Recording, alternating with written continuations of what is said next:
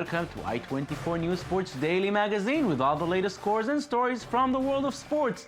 Plenty of action coming your way. Leo Messi equals the record for most goals scored in the Champions League. Manchester City are in serious danger of not making it to the second round. And there's also trouble for LeBron and company in the NBA.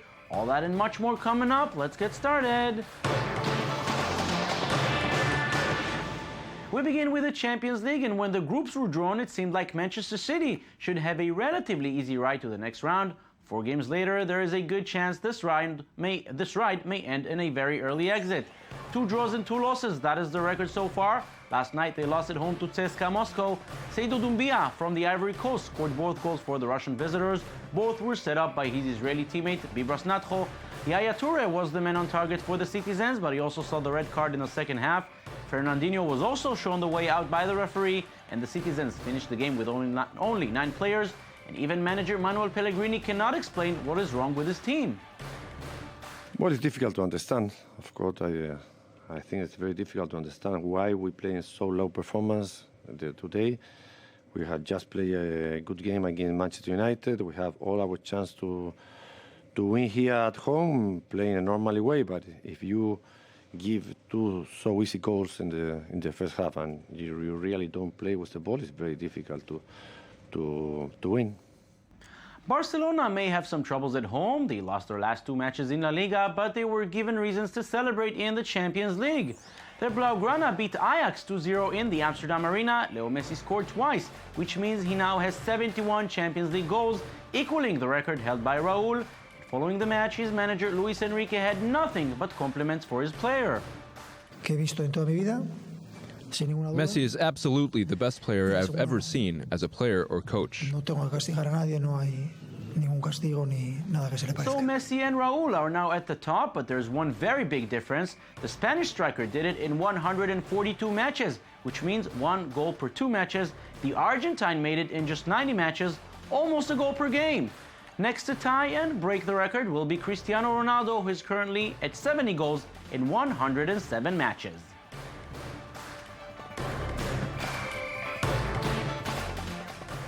On to Group G, where Maribor hosted Chelsea in Slovenia just 2 weeks after losing to the Blues 6-0 in Stamford Bridge. The home team put on a much better performance this time. They even held the lead after Ibrahimi scored early in the second half, but Nemanja Matic got the equalizer for the visitors, who even missed a penalty late in the game. Their manager Jose Mourinho divided the game to 2 parts, one before and one after Maribor's goal. You know, but players are players, and many times surprise happen when people is not fully, I don't say committed is not the word, when people is not fully focused, when people doesn't believe that the game can be a difficult one. And I think only when Maribor scored, the players they realized that the game was in danger. After that, fantastic reaction. Everybody tried everything to win, deserves to win clearly. But football is football, and okay, thanks very much. thank you. In other matches, Bayern Munich beat Roma 2-0, only 2-0 we should say, after the 7-1 thrashing 2 weeks earlier. Edison Cavani scored in the first minute in the Parc des Princes. That was enough for French champions PSG to get past Apoel Nicosia. 2 weeks ago, there were 7 goals in the match between Sporting Lisbon and Schalke. This time there were only 6 as the Portuguese side won 4-2. And in Group H, Porto beat Athletic Bilbao 2-0 in Spain. And 2 weeks after thrashing Bate Borisov 7-0, Shakhtar Donetsk was a bit more generous this time when they only scored 5. Cristiano Ronaldo did not score this time in Real Madrid's victory over Liverpool on Tuesday night, but it doesn't mean there's no reason to celebrate. The Portuguese superstar picked up on Wednesday his 3rd Golden Boot award for scoring the most goals in Europe's domestic leagues last season. Ronaldo found the net 31 times in La Liga. He shares the trophy with Luis Suarez, who scored the same amount for Liverpool in the Premier League. And he has no problem setting a very high standard for the future. For me, it's not enough to be the best player from Portugal. I want to be the best player of all time. I might not get it, but in my head, I'm just going to work for it. In the end, obviously, it's just an opinion. Some of them like them blonde, some of them like them brunettes. It's the same thing with players. Some of them like Cristiano, some of them like someone else. And I respect everything. But in my head, my profession and my job, I always want to be the best, and I'm going to be it. Euro 2016 qualifiers will resume next weekend, and the big boss in UEFA, Michel Platini, is using the time until then to visit the competing nations. On Wednesday, he visited the English Football Association's headquarters in St. George's Park. This is the place where most of the training is done by Roy Hodgson and his players. During the visit, Platini addressed one of the issues concerning UEFA the most, racism in football. Work on every form of racism. Is not only racism with people from different color, but it's racism with disabled people, with homophobia, with all the systems. We have tolerance zero for everything, and we are trying to help the humanity, or to help the civilization to have a better life, everybody. And that we have to keep out of the football all these stupid people. They are fighting for not a good cooperation in the life. We're only at the beginning of November, and already some managers in European leagues were sacked from their job due to their team's performance. This week it happened in France. Claude Makelele has a glorious past as a player for the French national team and Real Madrid, among others. It didn't help him in Bastia, where he learned the lesson many experienced managers already know: any day can be your last on the job. Lise Barenbaum and Michael Friedman with a story. The season has been short-lived for Claude Makelele. The coach of Bastia was just sacked after 12 games in League One. Their recent 1-0 defeat against Guingamp would be the end for the coach, who is already in the spotlight. With only 2 wins this season, the team is now sitting in relegation zone. It was a challenging position for Makelele, but he took his release professionally. Yes, the adventure ends. It's the change in the coaching profession. I accept that. Makelele is the first coach to leave his post this year in France, despite the rapid number who were let go in the past. Although it looks like it was a quick decision, in the last 10 seasons, other coaches were not given much time to prove themselves. On average, the first coach is fired or resigns after the 7th game of the season. The league record was back in 2008 when Michel Der Zakarian, who had not even coached 3 games before being sacked at Nantes. Coaches are well aware of how fickle the sport is, but often prefer to laugh at it instead. I have the bags ready. In that trade, you must have all the time. France is far from being the worst with firing their coaches. Since the beginning of La Liga, Spain has already seen 3 cases of coaches gone. Jagoba Arrasate is no longer at Real Sociedad. José Luis Mendobila left Levante, while Albert Ferrer is gone from Cordoba. And in the Bundesliga, Hamburg, Schalke, Werder Bremen all saw their coaches sent off. Only Makelele has been fired in France, while in the Premier League, all of the coaches are still active.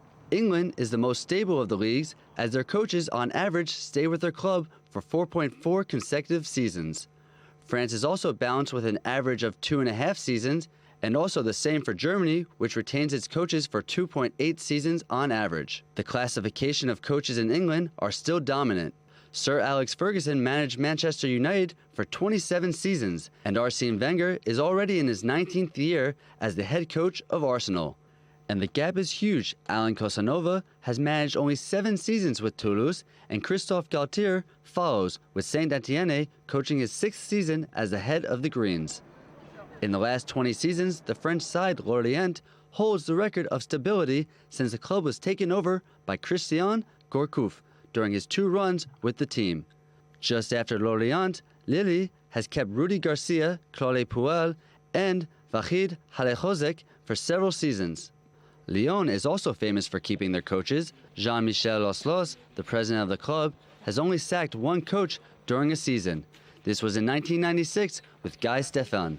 But life goes on for coaches after a dismissal. Claude Makelele prefers to look at the bright side from his experience. For me, I only want to take the positive, as it is a learning process. The former French international, who left the post of assistant coach in PSG to try his first experience as head coach in Bastia, is now open to a new coaching opportunity. NBA now, and coming into the season, the Cleveland Cavaliers look like the team to watch, but things do not exactly work as planned. LeBron James and his teammates lost 2 of their 3 opening matches and were hoping to bounce back when they faced the Jazz in Utah. The home team was in control in the first half, leading by 11 at the break. The Cavs came back in the third, and we head to the very tense fourth quarter. 5.5 minutes remaining. Kyrie Irving gives the visitors their first lead of the match. Final seconds, Jazz up by 4, and LeBron comes up with a huge three-pointer. He had 31 points in the game, including 3 free throws that tie the game at 100 with 3.5 seconds remaining. Are we heading to overtime? Final possession for Utah. Gordon Hayward beats the buzzer and beats the Cavs. Jazz win 102-100. Cleveland falls to a very disappointing record of 1-3. Corruption in FIFA and an undercover agent, a new brand for the Arsenal manager, and a very creative way by fans in the US to demand a change in the post of general manager. These were some of the big headlines in the papers and websites this week. Here's Michael Friedman's press review. In this week's press review, we begin with an article from The Guardian that depicts a strange tale of Chuck Blazer, which may lead to the unveiling of FIFA's corruption. The former member of the FIFA Executive Committee turns out to have been a spy for the FBI. The New York Daily News revealed how he became an informant and gathered information on the biggest fish in the global football pond. Blazer accused his former colleagues Mohammed bin Hammam and Jack Warner of corruption, and the two men then resigned from their posts. A case that shows again how FIFA is in a troubling state with which many senior sports officials are well aware of. Take a listen. The perception that people have of the FIFA is that it is a mess, that there is corruption, that there is bribery, that there is an all-boys network. And that is the reason why we think that we need fresh blood at the helm. And now to something lighter in football with the new partnership between Puma and Arsenal. The new brand for the Gunners may just have solved Arsene Wenger's biggest problems. You think it's his side's poor performance on the pitch, but in fact, it's the Frenchman's long battle with the Nike jackets. Many say his acting ability is rather embarrassing, but the 65-year-old is still trying to keep things light despite his team's troubles. Take a look and see for yourself. Boss, you need to focus. You can't let anything break your concentration, not even a zipper. We studied the ways in which he focuses on the game. We studied his hands, the pace of his zipping. And we think we nailed it. I think so too. And lastly, we finish across the pond with American football. The New York Jets' embarrassing season continued to make headlines as ESPN reported a plane flew over the Jets training camp which read, "Fire John Idzik." The team's general manager has been under a lot of scrutiny as the team has lost their 8th straight game. A group of disgruntled Jets fans started a website called FireJohnIdzik.com and raised more than $10,000 to buy 3 billboards near the MetLife stadiums. But yesterday would be quite awkward for Idzik as he watched the plane circle around the training facility over a dozen times. These passionate New Yorkers are looking more and more like European football supporters.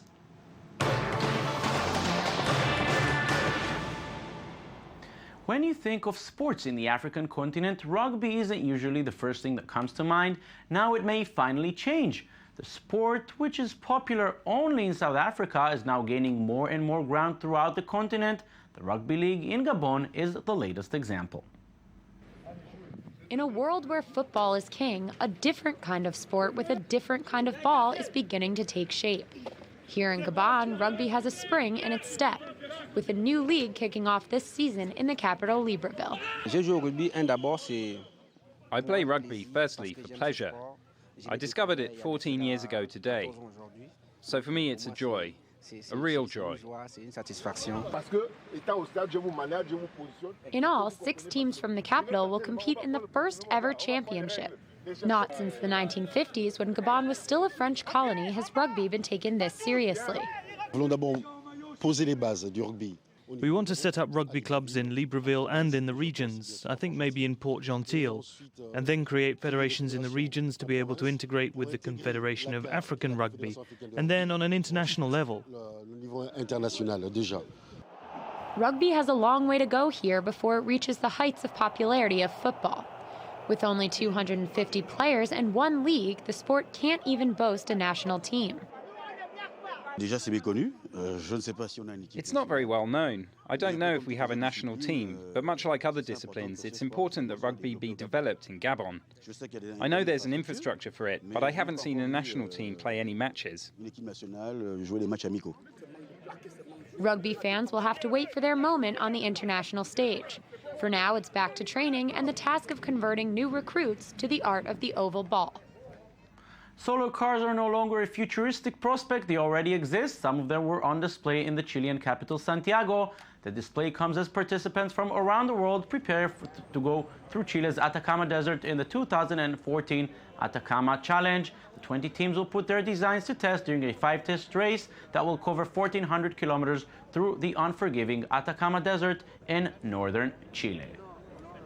And that's it for us today. Thank you for watching. Then make sure to catch up with our weekend edition, bringing you the best stories from the past week. Thank you very much.